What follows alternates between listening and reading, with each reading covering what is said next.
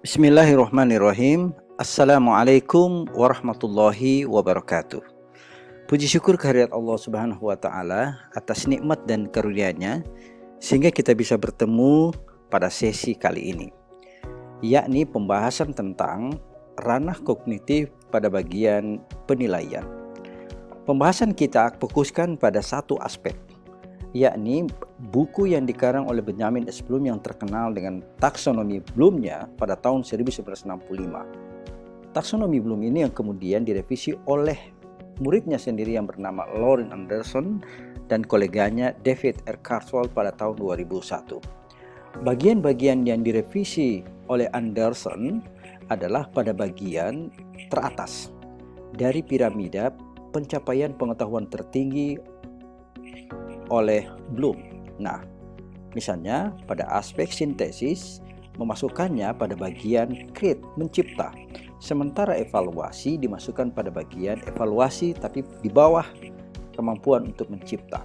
Perbedaan mendasar dari kedua revisi ini adalah pertama pada sisi analisis dan sintesis, sebagaimana kami kemukakan tadi. Lalu yang kedua adalah pada bagian penggunaan kata benda dan kata kerja operasional. Menurut Anderson, bahwa ketika seseorang bisa menciptakan sesuatu dan melaksanakan hal-hal yang bersifatnya evaluatif, maka kita perlu kata kerja operasional. Karenanya, Anderson lebih memilih pada bagian ini adalah sifatnya menggunakan kata kerja, bukan verb atau noun. Nah, perbedaan itu terjadi misalnya pada aspek C5 atau C6, kognitif.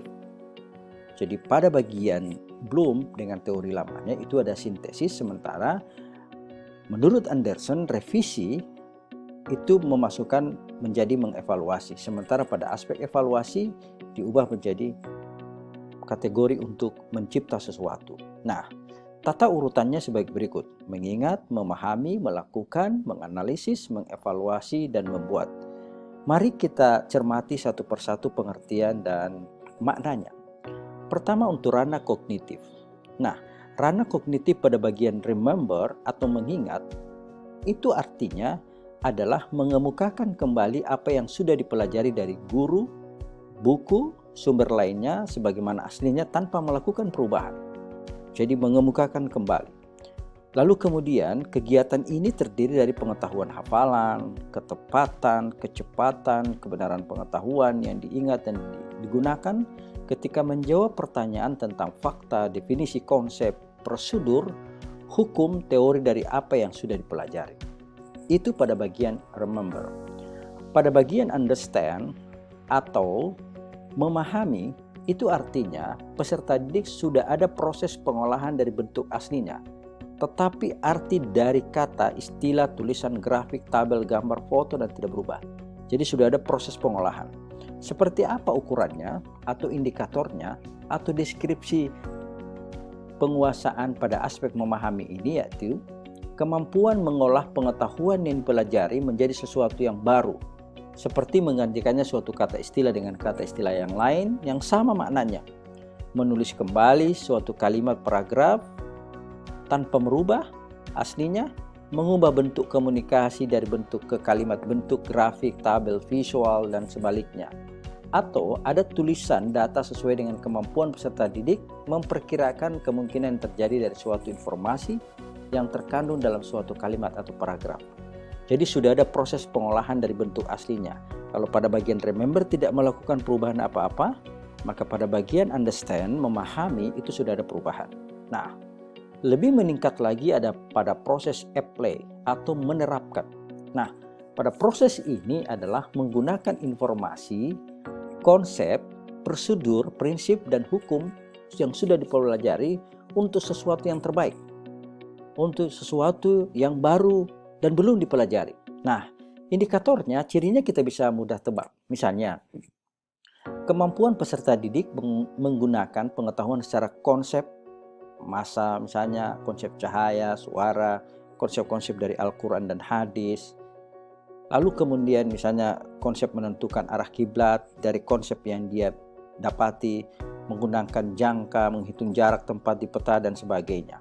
Ini pada bagian kemampuan tingkat yang lebih tinggi adalah apply atau menerapkan. Yang pada berikutnya adalah pada tahap analyze atau menganalisis. Nah, pada aspek ini peserta didik menggunakan keterampilan yang telah dipelajarinya terhadap suatu informasi yang belum diketahuinya dalam mengelompokkan informasi, menentukan keterhubungan antara satu kelompok dengan kelompok yang lain, antara fakta dengan konsep, antara argumentasi dengan kesimpulan, sehingga benang merah pemikiran antara satu karya dengan karya yang lain. Jadi ada sebuah analisis antara konsep dan definisi yang lain dilakukan keterkaitan analisis. Nah, di sini kita bisa lihat ciri-ciri peserta didik yang sudah mampu naik pada kelompok ini, pada tingkatan ini adalah kemampuan misalnya mengelompokkan benda berdasarkan persamaan dan perbedaan ciri-cirinya, memberi nama bagi kelompok tersebut, menentukan apakah satu kelompok sejajar dengan kelompok yang lain, dan sebagainya. Banyak aspek-aspek penilaian pada tingkatan analisis ini. Pada tingkatan berikutnya adalah pada aspek evaluasi. Nah, pada aspek evaluasi ini menentukan nilai. Jadi dia tahap yang lebih tinggi lagi dari proses analisis. Menentukan nilai suatu benda atau informasi berdasarkan suatu kriteria. Ini tingkat ranah kognitif yang paling tinggi, evaluasi. Jadi kemampuan menilai apakah informasi yang diberikan ini berguna atau tidak. Apakah suatu informasi benda menarik, menyenangkan bagi dirinya, adakah penyimpangan di sana, ataukah memberikan pertimbangan alternatif, mana yang lebih baik, dan sebagainya. Ini ciri dari kemampuan peserta didik yang sudah bisa menggunakan aspek kognitifnya pada proses evaluasi. Dan yang terakhir yang tertinggi adalah create, mencipta. Ciri peserta didik yang bisa menghasilkan sesuatu, membuat sesuatu yang baru dari apa yang sudah ada, sehingga merupakan satu kesatuan utuh dan berbeda dari komponen yang digunakan untuk membentuknya, itu adalah ciri bahwa peserta didik kita sudah meraih pada tingkatan yang tertinggi dari ranah kognitif.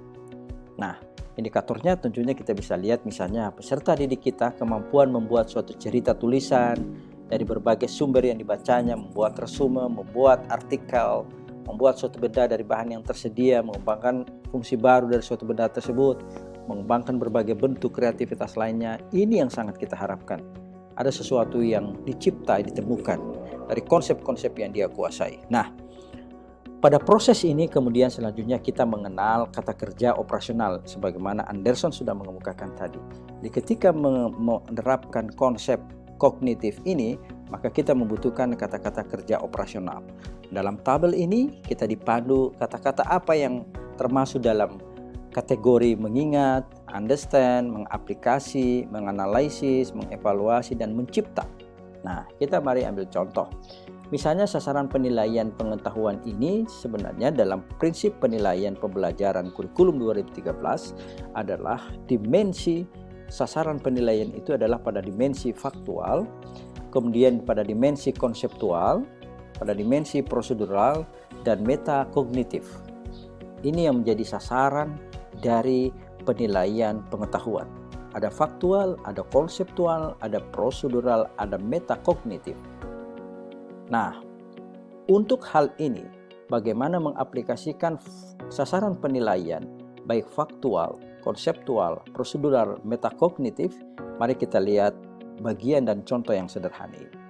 Misalnya, dalam pembelajaran akidah akhlak di Madrasah Ibtidaiyah kelas 2 semester ganjil menyebutkan misalnya kompetensi dasarnya disebutkan sesuai dengan kurikulum KMA, Keputusan Menteri Agama 183 tahun 2019 tentang kurikulum madrasah, PAI dan bahasa Arab, disebutkan bahwa 3.5 memahami akhlak tercela, egois, berkata kasar, berbohong, dan cara menghindarinya. Maka dalam konsep penilaian ini kita bisa aplikasikan. Misalnya, kemampuan yang ingin kita tagih misalnya C1 atau mengingat. Maka pertanyaan bisa kita formulasikan, sebutkan jenis-jenis akhlak tercela. Ini kemampuan paling rendah pada aspek kognitif yang akan ditagih oleh kepada peserta didik. Naik lagi kepada pemahaman, apa contohnya? Kemudian naik lagi tingkatan pengetahuannya itu. kelompokkan jenis-jenis akhlak tercela dan terpuji. Ini bagian dari penerapan. Berilah kesimpulan pada gambar ini. Gambar misalnya ada gambar atau video perbuatan yang tercela dan yang tidak, lalu lakukan kesimpulan. Itu merupakan aplikasi dari penilaian pada aspek kognitif pada jenjang analisis.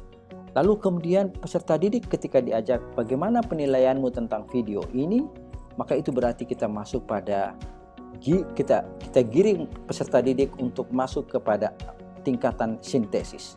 Lalu apalagi ketika dia bisa melakukan evaluasi dan kreatif menghasilkan sesuatu, itu akan lebih baik. Mudah-mudahan penjelasan ini akan membantu kita memahami aspek kognitif, ranah kognitif dalam penilaian, dan kita akan bertemu kembali pada penjelasan selanjutnya, yakni pada ranah psikomotorik atau pada ranah keterampilan. Bagaimana menilai dan bagaimana definisi soal itu, kita akan ketemu dan jumpa lagi pada sesi berikutnya. Semoga penjelasan ini bermanfaat. Terima kasih atas perhatian dan mohon maaf atas segala kekurangan. Wabillahi taufiq wal hidayah. Wassalamualaikum warahmatullahi wabarakatuh.